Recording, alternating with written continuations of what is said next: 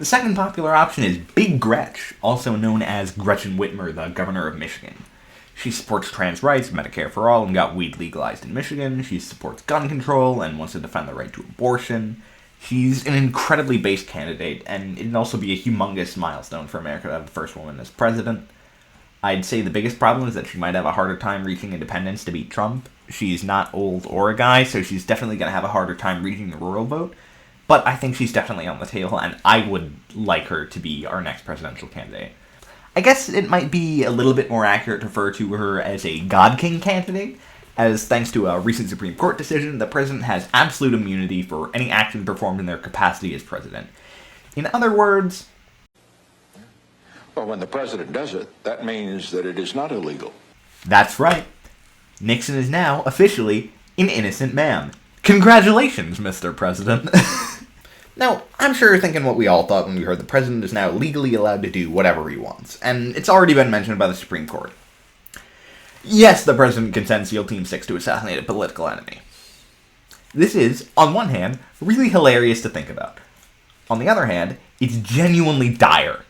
The fact that the president now has the authority to murder political dissidents in broad daylight, kept only in check by our choice to select a responsible God King, who could, at this point, just make themselves president for life. Now, if you know anything about me and my interests, you can probably tell where I've been going with this. Because if the Democratic Party wants an old white guy who's strongly disadvantaged as an incumbent to be our new emperor for life, why not Jimmy Carter? And I know what you're thinking. Jimmy Carter won't be a great emperor for life. He doesn't have much life left in him. And that's a fair point.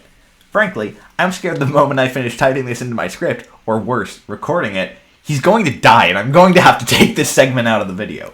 But don't worry, I have an idea. We're going to hook President Emperor Carter up to a life support machine to keep him alive eternally. Doesn't matter if he's in a comatose state, we can have a council dedicated to divining the will of our eternal peanut emperor. And we can rely on his policies. He'll fix the economy by turning a third of American agriculture to peanuts by 2040. He'll switch us to clean peanut-based energy by 2035. So what if people with peanut allergies are sacrificed? This is something the Cartarian Peanutopia must do to survive. What are a few 100,000 peanut-allergic lives to human salvation? There will be no descent to his holy peanut radiance, because all dissidents will be slaughtered in the streets. Death be upon the peanut apostate! I think this hypothetical might be getting a little out of hand. Sounding a little too much like Warhammer 40k, which brings us into our main story tonight, Gamergate 2. Now, I'm certain some percent of the audience here is normal people who have never heard of Gamergate, much less its sequel, so let me explain it real quick. Gamergate was an online campaign around a decade ago by the far right to attempt to clap back against diversity in the gaming industry. It was a semi-coordinated attack against women in both game development and gaming YouTube, harassing women in the industry because a bunch of right-wingers on sites like Reddit and 4chan couldn't really handle the idea of women or black people in gaming. It was spearheaded by sites like Breitbart, with Milo Yiannopoulos, as well as prominent right-wing YouTubers. It culminated in swatting attacks against YouTubers like Anita Sarkeesian, and it was generally just kind of a horrible blight on internet culture. TLDR, people on the right hated women in gaming for being quote-unquote too political, and harassed, doxed, and attacked women for the heinous crime of video games. Now, Gamergate by that name died down back in 2015, but its legacy still lives on the internet and politics in ways even normal people know about. It radicalized a lot of people to the far right and is credited as being one of the biggest factors in the rise of incels besides body odor. Now, what does this have to do with today and this Gamergate 2 I'm trying to talk about? Well, over the past few months, there's been a resurgence in right-wing culture war pushback against diversity in gaming. And I, for one, am pissed because it's come for all the things I like.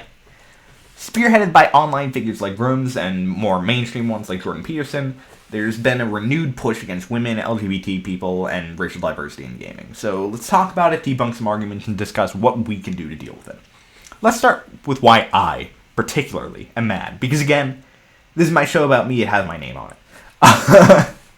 Circling back to Warhammer 40k, late April saw the release of Codex Adeptus Custodes, a rule and lore book for my personal main faction, a Legion of the Golden Warriors, personally guarding our almighty Space Emperor.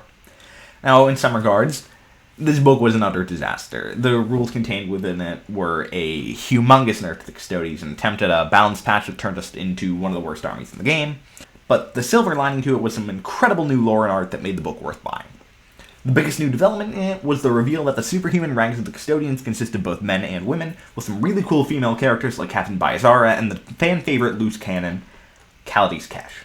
The book didn't make a super big deal about this or anything, nonchalantly using she-her pronouns for characters from a faction from whom we had previously only seen male characters, and Games Workshop confirmed on Twitter that while they hadn't been mentioned before, female custodians have always canonically been a thing. Suddenly, there was a big right-wing storm among the Warhammer community trying to claim that quote-unquote big woke had infiltrated Warhammer, and a movement began to harass women, gay people, and those with leftist sympathies in the community as tourists and fake fans, ironically perpetuated by people with little to no experience with Warhammer, besides memes like this. Which, brief tangent, what even is this? Let's analyze this for a second. First of all, poorly AI generated. Of course it is. What else would you expect out of people without the artistic drive to build and paint any actual models? But what exactly is it trying to say? I want to ruin your hobby to make me feel better? How in God's name is people making things like these phenomenal LGBT Marines by Cerberus77 ruining your hobby? They're participating in it and doing better than any of us are. And gender politics? We all can tell that's a dog whistle for women in a male-dominated space, right? Because, quote-unquote gender politics doesn't mean anything unless you think the idea of other genders in your space is a political point to be argued. Well, I mean, I guess maybe I'm just assuming here. Maybe the creator meant that the idea of gender is a social construct taken advantage of by politicians to create a permanent underclass and attack people outside of their arbitrarily constructed norm, and that maybe we should do away with the notion of gender entirely. But given that it was posted on a subreddit where the top posts are stone toss, I somehow doubt that.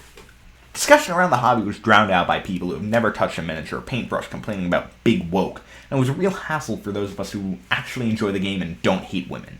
And again, let me remind you, this is a game where we paint little tiny plastic armies and roll dice to make them fight each other, unless you're a Gamergater, in which case you've never done any of those things, you just complain.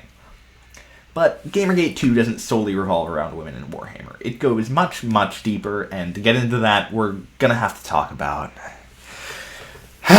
Stellar Blade. Now, Stellar Blade is a hack-and-slash game for the PS5 that drew a lot of attention for its sexualized character design, and for one reason or another, likely ESRB ratings, the game was slightly changed to increase by just a little the amount of skin covered on character designs. Gamergaters got really up in arms about this, creating an imagined conspiracy that Big Woke all got together to make them quote-unquote censor the character's design because, I don't know, what did we conspire to do? Look at the before and after. Do they think Big Woke has a thing for lace? Then, because I guess people realized it was a really insignificant change, discussion around Stellar Blade changed. It was no longer imprisoned by the evil left wing. It was the right's cudgel of beauty standards to be wielded against evil left wing things like Hades 2, which the right said featured characters who were an attack on Western beauty standards, trying to gaslight us into being attracted to things like... You seeing this? That's an attack on beauty standards? Look, okay, I don't usually comment on women I find attractive, because I don't want to be weird or anything. But, and hear me out, you guys. It's going to be a little crazy. I don't think it takes any MK Ultra brainwashing for me to think Aphrodite from Hades is kind of hot. Right-wing pundits, however, complained about how she looks, quote-unquote, too masculine, and how she must be some gaslighting scheme to make people think trans women are attractive, which is not only objectifying and transphobic, it made me, real life, physically nauseous to read while researching this episode. Now, I could talk more about the specifics of Gamergate 2 forever, but I think I've gotten the general point across. People complained about women and trans people, and there's plenty of great content by other leftist creators analyzing the more talked about aspects of Gamergate 2, like the anti-DEI push you find online. So let's talk about how exactly we can deal with this problem. Now, we've seen people trying to force marginalized people and those with an interest in accepting them out of hobbies like gaming and wargaming. And I don't think there's a ton that individuals can do to single-handedly fix this culture of harassment and misogyny. But what you can do is continue to enjoy your hobby, or if it's not something you're into, try it out. And while you're there, whether you're hanging out at your local game store, or going to a convention, or even just on a forum online, keep an eye out for intolerant behavior, and make it clear that it's not going to be accepted. And sometimes that's the best you can do, and if enough people do it, we can make harassment something unacceptable. As it should have been for, I don't know, ever. Moving on, let's talk about one of the big right-wing figures up to some really weird stuff. Now, while I could talk about the more niche gaming-specific figures, I don't want to brigade people with relatively smaller platforms in case this gains any traction, so let's dunk on someone I don't have to feel even a little bad about talking about. Jordan Peterson. Now, he's one of the largest right-wing influencers with over 5 million followers on Twitter and a lucrative contract with far-right media outlet The Daily Wire. Now, I will make no secret of the fact that I'm biased against him. I'm biased against him for very many good reasons. Well, after 100 years, essentially, of careful statistical analysis, the armed forces concluded that if you had an IQ of 83 or less, there wasn't anything you could possibly be trained to do in the military at any level of the organization that wasn't positively counterproductive. Okay, you think, well, so what? 83, okay. Yeah, 1 in 10.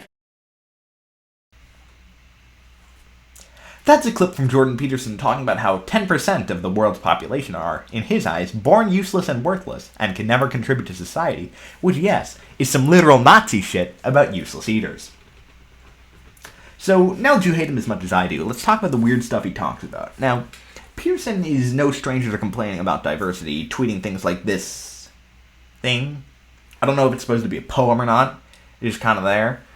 Good joke about anagrams, by the way. Jordan B. Peterson. Might be a bad joke coming from you, considering your name can be, rearranged into bad person, but hey, it's just an anagram. Now, Jordan Peterson says a lot of terrible things, but on theme for today, I want to talk about his awful opinions on diversity, especially when it comes to women and trans people. He's somewhat infamous for saying things like, we should practice enforced monogamy to ensure everybody has a partner, that patriarchy is natural and stems from male superiority, that women who are sexually harassed are quote-unquote asking for it, that men are naturally dominant and women are naturally submissive, calling requests to use preferred pronouns attacks on free speech, and also, really weird stuff. I know all the things he says are disgusting, but I'm talking, weird, according to him, men represent the ideal of order, and women represent the ideal of chaos, implying bigotry is this step in a cosmic battle between good and evil, order and chaos. And it's wow, man, way to take the really cool, objectively cool idea of this grand battle between fundamental ideals and make it about how, what if rigid gender norms were good, actually? It's like if there was a Star Wars comic that confirms, oh yeah, the light side of the Force in Star Wars, it's powered by racism. Now, I said Peterson was up to some weird stuff, and I wasn't just talking about the pseudo-spiritual chaos and order stuff. A right-winger who's a misogynist and has weird culty beliefs isn't anything to write home about. No. This section of the episode is about Peterson Academy, his weird anti-DEI circle jerk institute, something he advertises like this. Now, I'm sure you're seeing the same immediate red flags I am. A right-wing pundit advertising an academic institution that's going to be better than quote-unquote fraudulent real academia. It's got scam written all over it, right? You see that too? So, I decided to look a little deeper. Now, website for Peterson Academy, extremely barren. Doesn't give a price, doesn't have a course catalog, or any real certification whatsoever. It has a couple thumbnails for what look like they should just be mediocre video essays taught by right-wing pundits in a forum to sign up for email updates, but then I saw it. A careers section. And it lists salaries. And they want an editor. But wait. I'm an editor. And I want a salary. So obviously I clicked. And they're offering between $65,000 and $85,000 a year. Now that's a good amount to make. But it also made me wonder exactly how much the Jorbster expects to make off of this university scam of his. So I, as something of a mathematician myself, decided to add things up and see how much in total Jordan Peterson is offering his employees to get a rough idea of this project's budget. And it's between $460,000 to $685,000. So this project clearly has a lot of money pumped into it. So it clearly must be something that really, really matters to him, huh? Something he'd really hate for some kind of incarnation of the primordial chaos he hates so much to interfere with, right? Some strange entity that goes against everything he thinks a person should be, like, for example, a man whose not very traditionally masculine, who maybe even hates traditional masculinity. Someone somewhat effeminate, who's tolerant of minorities, who believes everyone has a potential regardless of their natural talent, connected to academia, and is a bottom. Jordan Peterson. I am your Antichrist. I am your chaos. So I challenge you to a game of Warhammer 40k. If you win, I'll admit I'm a fake fan who can't even beat Jordan Peterson. But if I win, I get to pick all the courses at Peterson Academy and fill it up with, like, H-Bomber Guy videos or something. I have sent an email with this video attached to Peterson Academy's business email. Let's do this. You and me. You're a real man. You got nothing to be afraid of. I'm just a wimpy little guy. I'm the lobster on the bottom, okay? Let's go.